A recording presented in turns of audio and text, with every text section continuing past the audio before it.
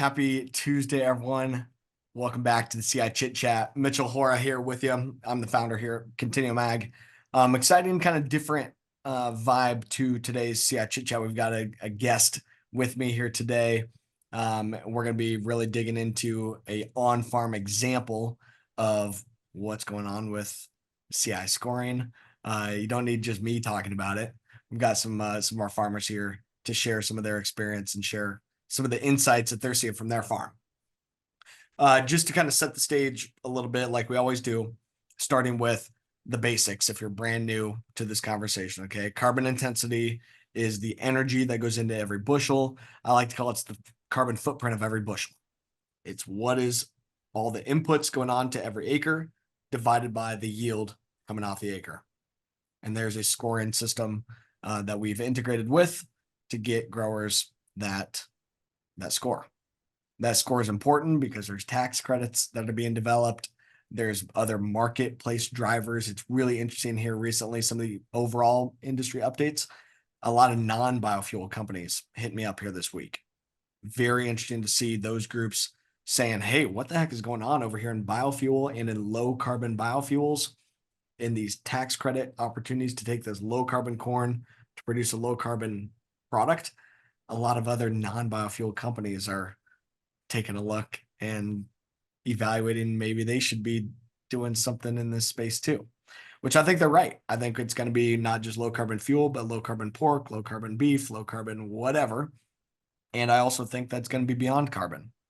It's going to be water quality, metrics. It's going to be biodiversity metrics. It's going to be nutrient density. It's going to be sustainable, whatever those different outcomes are.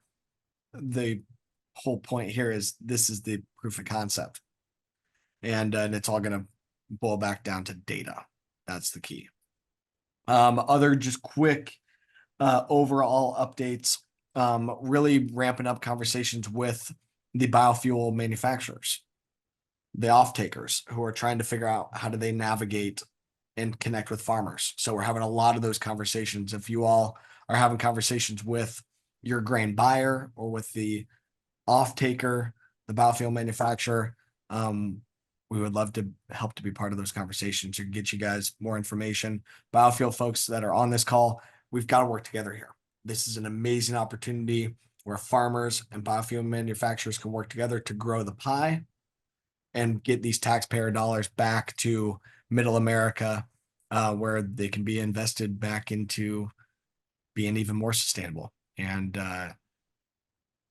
being even more profitable, more resilient on our family farms. So, okay, so I want to bring in my guests here. Ryan and Lane, farm here relatively close to where we are in Southeast Iowa. I don't know, maybe half hour away or something like that, from our spot down here at Washington. So, and we've been working with Lane and Ryan for a couple years mostly on soil sampling, on soil health testing. These guys have kind of been in the regenerative space for a couple years. I'll let you guys share your story, but these guys we brought on as our first, guests of 2024 because they were the winners of our Dirty Glove Award. Instead of the Golden Glove, we got the Dirty Gloves. It's supposed to be kind of clever, but we've always done Dirty Glove Awards for best soil health score, best biological activity, some of these soil health parameters when we were really focused on soil sampling. As Continuum continues to evolve, we wanted to highlight the lowest carbon intensity score, and that happened to be Ryan and Lane, who just happened to have also been doing great with building soil health. And imagine that these things kind of coincide and go together. So Ryan and Lane's score from this past year ended up being negative 15.2. The U.S. Department of Energy default for our area is about 29.4 for our local counties. So call it 29. Instead of plugging in a number of 29, these guys are going to be able to say, and we're helping them to verify, they've got a score of minus 15. That delta is freaking huge. A couple other quick stats, and I want to, turn it over and let you guys set the stage on how you've done this and explain what you guys are doing on your farm. But for some other info, okay, for everyone joining that's asking, oh, what the heck is going on? This score is directly from the U.S. Department of Energy. It's the GREET model, which has been named as the tool for 45Z. It's also been recently named as a tool that's going to be accepted for sustainable aviation fuel tax credits. Now it's continuing to evolve. That score was ran with last year's version of the model. It will continue to improve and be updated, and we'll update the scores, of course, when the model gets updated. But at Continuum Ag, I've seen scores come through our system anywhere from plus 44 to this minus 15. The average score in our network today is 9.9, the average farmer. And the whole point here, folks, is the U.S. Department of Energy gives us a score. Whether we want it or not, there's a score on corn, and it's the default. We've found that our average farmer is 9.9, and guys like Ryan and Lane are all the way down to negative 15. So, all right, guys, set the stage a little bit, explain kind of your farm, maybe how you guys farm together and stuff, of course, too, is kind of unique. But set the stage just a little bit. Tell us about your operation, exactly where you're located, and some of the specifics about the farm. Yep. We're located south of Iowa City. We're not going to talk about the Hawkeyes. And so we farm south of Iowa City all the way down to Columbus Junction, or not Nichols. It's about a 30-mile radius, probably. Anywhere from black dirt to blow sand. I've got irrigation rigs, 3 of them. Some pretty challenging environments that some of those irrigation rigs are in. And about 1,200 acres, doing a 50-50 rotation right now, but we might do some corn on corn this year just due to the manure situation. And then we're currently in the process of transitioning out of farrow to finish hog operation into contract growing. So we will still have access to manure, which has been probably one of the biggest ways that we've gotten to the score that, we've gotten to at this point. So integrating livestock into it, basically all of our corn acres we're able to put manure on. So that has been a big help. And then when we started to get into the regenerative or using cover crops, that's when we, reached out to you guys and started working with you on how to do that. So basically our system, as of last year, we transitioned to no-till using cover crops and then hog manure. And so all the hog manure is applied with dragline. And so it's still, there is some tillage involved in that aspect of it, but otherwise we haven't been doing any tillage, and then just working on reducing our need for commercial fertilizer and just really leaning on that hog manure. So and then so my family has been farming here for quite some time, and then Lane has worked with us for almost 25 years, a long time now. And so Lane executes all the crazy ideas that I come up with. So that's how the dynamic is. Lane's the guy that gets the credit for actually making the score work. And I'm just like, I watched a video of Mitchell on Instagram, and we should try this. And Lane does it. So that's all how good. it works. But part of having a good score is you got to have good yield. The yield is part of this. We cannot implement these practices and sacrifice yield. We've got to have both. And Lane, that's what he's getting at, right? That's your job. Yes. Make sure that this all works out as smooth as we can make it, of course. Yep. Yeah, there has been some challenges with the cereal rye in front of the corn, especially last year with that really dry start. And we tried planting green, and it works, but we saw some drag there. So there's still some modifications going forward, that we need to make, especially in the dry environment now. After 2 feet of snow, that'll help a little bit. But after the dry environment that we've had for the past couple of years, we just need to make sure that we can control that, that cereal rye in front of the corn. Yeah. Folks, too, be sure to put any questions that you've got in the chat. Diana is helping to monitor that for me.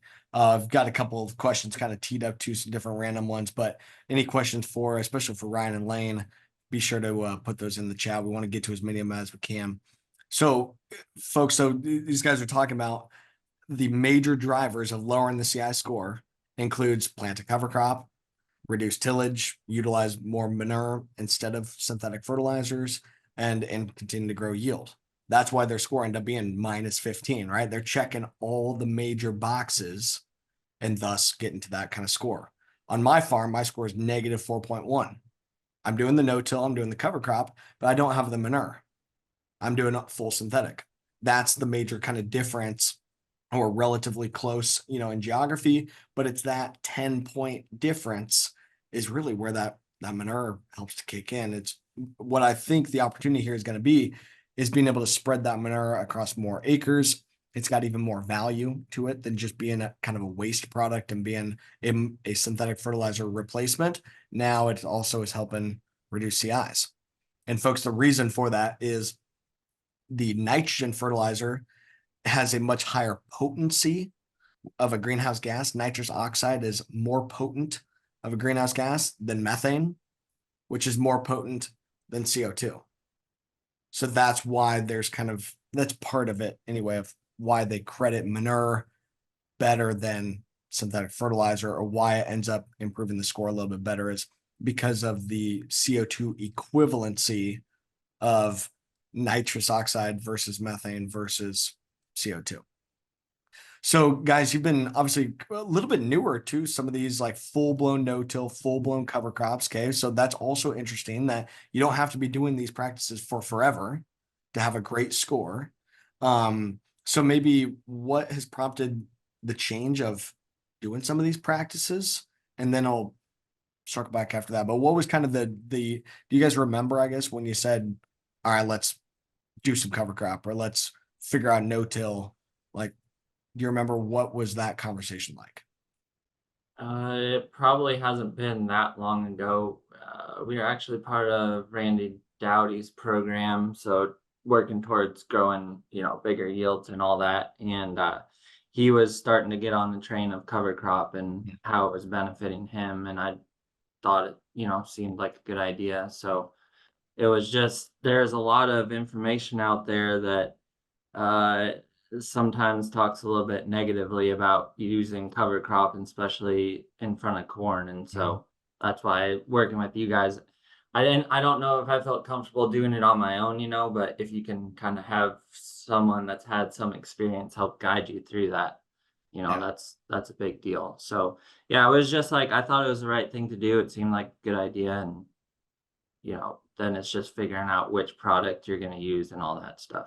So what's important here is you guys were looking at adding cover crop and stuff before this CI thing. Yeah. When did the CI piece kind of come on?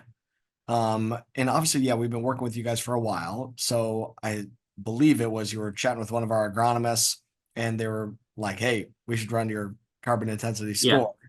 Yeah. And we said, all right, let's do it. And it came back at minus 15, but it was after the fact that you were already kind of doing these things. And then do you remember when the CI discussion came in? I don't know, was it 6-8 months ago or something? I mean, it hasn't been that long. Right. So Yeah. just This summer or whenever, something like that, probably. yeah, something like that. Right after the field day. We have our topsoil summit and field day every summer. Is probably right around that time now that I think about it. Yep. So What are you guys seeing now? Obviously, you've been digging into this CI thing a good bit. What are you thinking about it? How are you navigating? Because most of the corn you guys grow is feeding pigs. It Yeah, does so go to the ethanol plant, but how are you guys approaching it right now? when you started talking about it, we had already made the plan to, like, if it turns out the way that you're talking about it, the return on per acre, I was gonna send the corn to ADM and buy corn back, but we're gonna shut down the feed mill, so we're gonna do that anyways. But it was gonna be too much of an incentive not to send it to the ethanol maker. Yeah.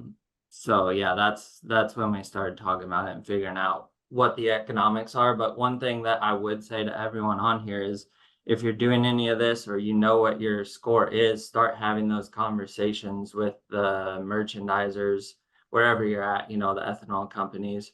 Like I talked to ADM this week and, trying to get a hold of Big River, and just, we need to start having those conversations, because he was a little bit hesitant just from, my conversation with him, to really want to say like, yeah, this is what we're going to do, like we're going to get out there and do it.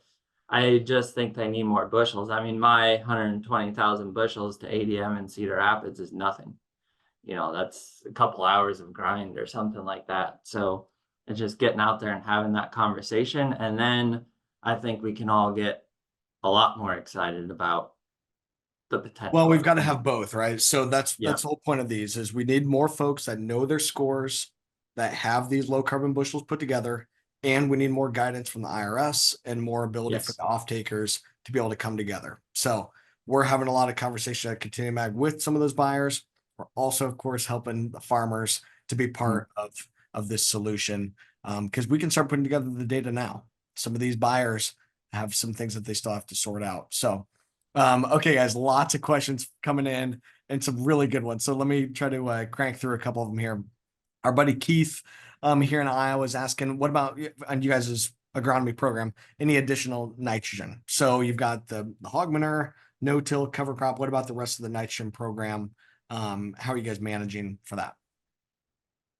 Anything that's lacking on the nutrient side, we do make up with commercial fertilizer. Difference between spring manure, fall manure, there's always a little bit of a gap there to make up the difference, but we keep it minimal. We give manure pretty good hefty credit there as far as what it's doing. Yeah. And yeah, it's not consistent enough to make a good product out in the field all the time, and that kind of helps level the playing field there as well. Yeah. So a little bit of supplemental nitrogen in there yes. to help Yeah. out anyway. And I think that's pretty common, right? A little bit of nitrogen out there, but still it's a balance. It's not full synthetic. You've got a bit of a balance and let the microbes do their thing.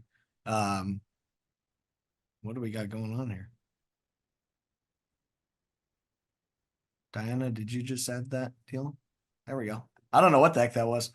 Okay, so Andy's got a question here in the chat of when they're purchasing poultry litter or dairy manure, how is that scored in? And that's just, I mean, maybe you guys can explain. In topsoil, we have a farm profile that you fill out your farm profile that explains what is your tillage, are you using cover crops, are you using synthetic fertilizer, are you using manure? What we ask is, what's the species that the manure came from, when are you applying it, how are you applying it, and at what rate?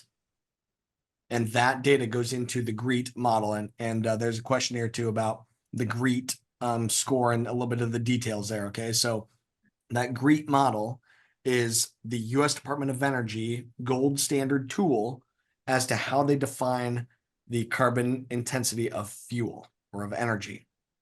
And the reason that the Argonne Lab is the chosen one is they are the folks at the Department of Energy that developed this model. Okay. The US Department of Ag has different models as well, like the Comet tool and some of these other carbon or sustainability models. The GREET model is the standard, the gold standard for transportation fuels. And we use it because these tax credits claim they're going to use it. Our role here is to help the farmers to make it easy to use that tool. Putting together this data, I don't know if you guys remember how long it took to put some of the data together. On average, we're finding it takes 10 to 15 minutes to put together the data. And we ask about what is your fertilizer, what is your pesticides, what's all your input. And then from there, we've integrated the score directly into our system and run that CI score. We are directly in communication with the folks at the Argonne Lab and working directly with them to make sure that we're getting the best scores possible. And then the next step is not just to have that score of 15, but to take that now field by field and to get it verified field by field. And that's our core business model here at Continuum Ag. It's $5 an acre to get verified CI scores field by field. Some quick math for everyone here. The Ryan and Lane's CI score the total potential value of it in terms of tax credits is about $2.37 a bushel. $2.37. Now, the only way that that's really going to come about is we've got to have the data to back it up. It's got to be legit. It's got to be through verification.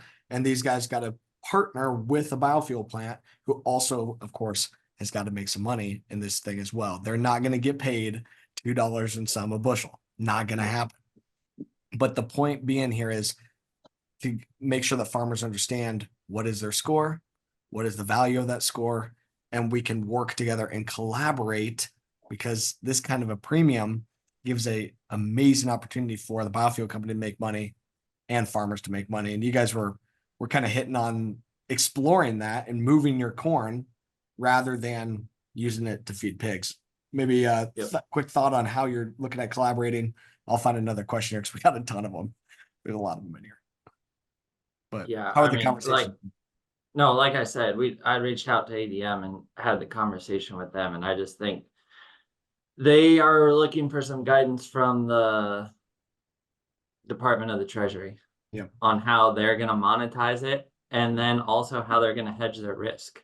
And I was like, I completely understand, because what we do with pigs is like, how do you hedge your risk, and how can you monetize what you're doing? And so it's like, okay, yeah, that makes sense. So Same concept. really, I mean, I feel like at this point they're just kind of waiting until they get that guidance, and then there'll be a lot more collaboration between, people like ADM and the farmer. But it seemed like they were open to the concept, and that they were willing to talk about it, and excited about talking about it. So that's all promising stuff. Yeah, no, they're definitely looking at it, right? Yep. They're all monitoring. They all know that there's opportunity coming here, but it's a chicken and the egg marketplace. What we are trying to do here at Continuum Ag is help the farmers be ready. Get our ducks in a row. It's going to take data. No matter what, it's going to take data. And 6 billion bushels of corn are going to go into biofuel in 2025 and going to have a score. But without having your data put together, your corn would have had a score of 29. When in reality, it's got a score of 15. We got to tell that story. Jeff's got a question that it's a multi-year program. So Jeff, yes, this current tax credit is due to start on Jan 1, 2025, and it's due to sunset in 2027. Now it can always be extended. We don't know what's going to happen, but the point being is the corn that we're going to grow on our farms this year is going to be produced into biofuel in 2025. And therefore we got to get ahead of this. We got to start getting our data put together if we are going to capitalize on these opportunity. Quick, just some rapid fire on a couple of things. David had a great question in the chat about that the nitrate or the nitrous oxide emissions, he thought that was from the microbial activity. And David, I do believe that you're correct. Those microbes will break down those nutrients that are in the soil, and they utilize the oxygen that's in those molecules, and they release out nitrous oxide. We are doing some monitoring. Actually, I saw our buddy Matt from ARVA is on the call here today. We've actually been doing some research trials with companies like ARVA Intelligence to actually measure the greenhouse gas fluctuations in the field. So what we are evaluating is, yes, I have good biological activity, just like Lane and Ryan do because of their practices. Good biological activity, much more nutrient cycling.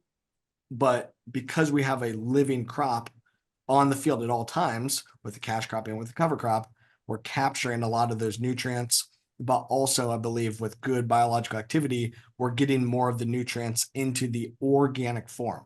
And also we're being more efficient with nutrients that are going out there. So because we have less synthetic fertilizer going on, there's less synthetic nitrogen for the microbes to chew on and release, but also better efficiencies of utilizing those nutrients and keeping them in the system, but more data to be gathered as to defining the nuances of that. Again, we've got conversation going with the Argonne folks, but working with guys like ARVA who are doing a lot of research, looking at the flux of greenhouse gases. I think we can improve that accuracy of the data.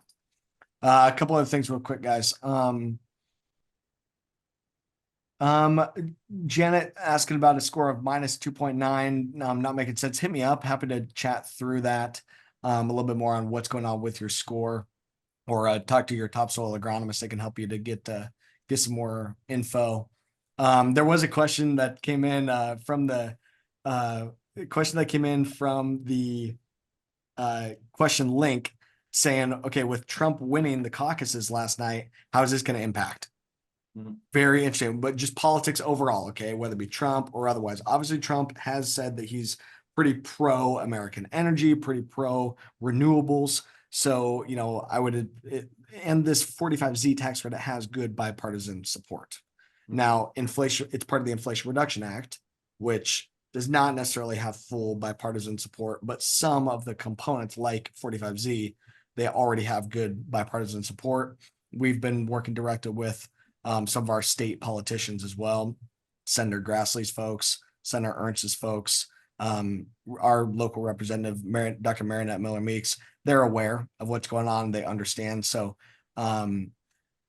yeah, politics is going to influence this, but this specific 45Z component has good bipartisan support. I'm not ultra worried.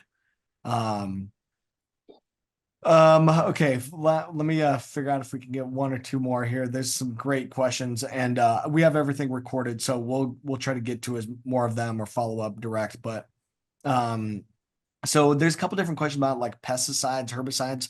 We do collect the data about your pesticide input, but it only affects the score a little bit. It's not a major driver. The manure, the fertilizer, the tillage, much bigger driver of your CI score than the pesticides, but we do need to collect that pesticide info. And we try to make that as easy as we can. So, so that manure, so Joanne is asking about like the manure, if the manure isn't used for fertilizer, what's it used for? Joanne, pretty much all the manure in this area. I don't know, there might be a couple folks that are looking at some digesters or looking at some different things, but in Southeast Iowa, it's all getting put back on the fields as fertilizer. I'm assuming that's where you guys are doing for all of yours, and maybe speak to the regulation they have to go to manage that manure correctly. Yeah, everything has a manure management plan, which tells you how many acres you can put it on, at what rate you can put it on.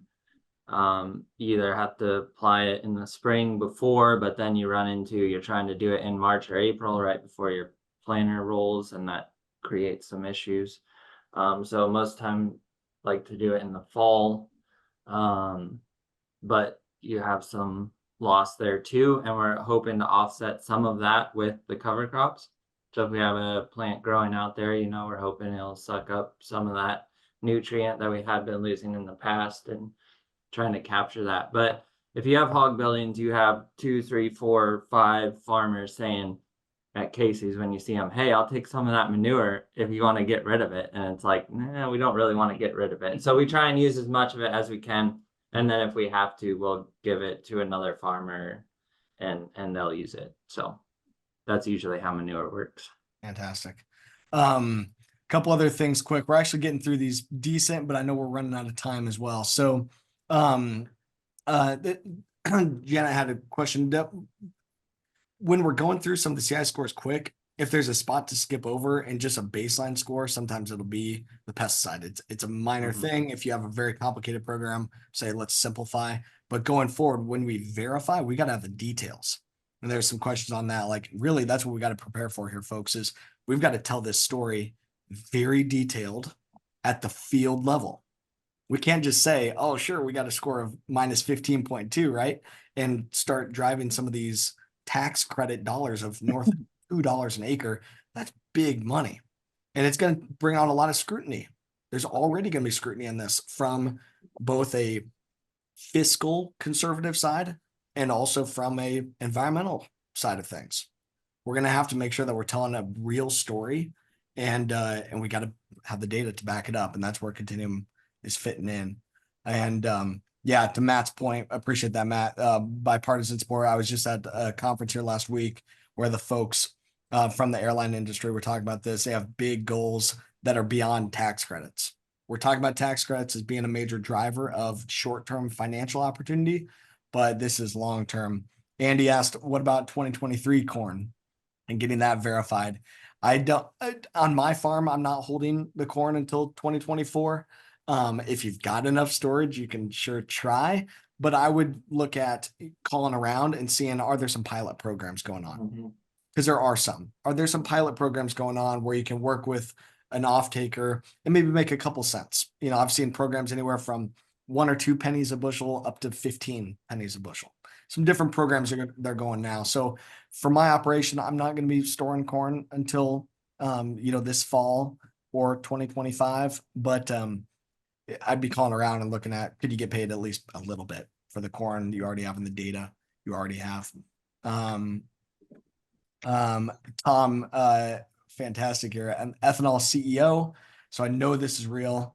Been advocating for this for years. Ethanol producers will give you a premium for low CI grain so they can lower their CI score in the near future. Tom, you're my new best friend. That's exactly right. We've been having a ton of conversations with ethanol folks saying we know that we can grow the pie together. Farmers today are 50% of the carbon footprint of ethanol. But guys like Ryan and Lane can not just be low carbon producers, but they can actually be carbon negative. So when their corn goes across the scales, it is already not just carbon neutral, but offsetting some of the footprint at the ethanol plant. That's amazing. We've got to work together and tell this story. So Tom, I appreciate that. But guys like Tom we're still waiting on some final guidance, and Tom would love to chat some more. And maybe get more of your story here, that there's pilot programs going on right now. We're talking with a ton of different ethanol manufacturers that all know that they are going to do something. They just can't quite go right now. So Ryan and Lane, we're over time already. We got to let folks go. A ton of great stuff in here, but maybe a final caveat off of that of why are you in this so early?